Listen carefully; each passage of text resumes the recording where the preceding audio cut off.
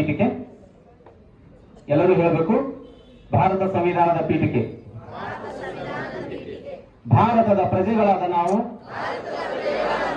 ಭಾರತವನ್ನು ಸಾರ್ವಭೌಮ, ಸಮಾಜವಾದಿ, ಜಾತ್ಯತೀತ, ಪ್ರಜಾಸತ್ತಾತ್ಮಕ ಗಣರಾಜ್ಯವನ್ನಾಗಿ ರೂಪಿಸುವುದಕ್ಕಾಗಿ ಭಾರತದ ಎಲ್ಲ ಪ್ರಜೆಗಳಿಗೆ ಸಾಮಾಜಿಕ, ಆರ್ಥಿಕ ಮತ್ತು ರಾಜಕೀಯ ನ್ಯಾಯವನ್ನು ವಿಚಾರ, ಅಭಿವ್ಯಕ್ತಿ, ನಂಬಿಕೆ, ಧರ್ಮ ಮತ್ತು ಉಪಾಸನೆಯ ಸ್ವಾತಂತ್ರ್ಯವನ್ನು, ಸ್ಥಾನಮಾನ ಮತ್ತು ಅವಕಾಶಗಳ ಸಮತೆಯನ್ನು ದೊರೆಯುವಂತೆ ಮಾಡುವುದಕ್ಕಾಗಿ ವ್ಯಕ್ತಿ ಗೌರವ, ದೇಶದ ಏಕತೆ ಮತ್ತು ಸಮಗ್ರತೆಗಾಗಿ ಎಲ್ಲರಲ್ಲಿ ಭ್ರಾತೃತ್ವ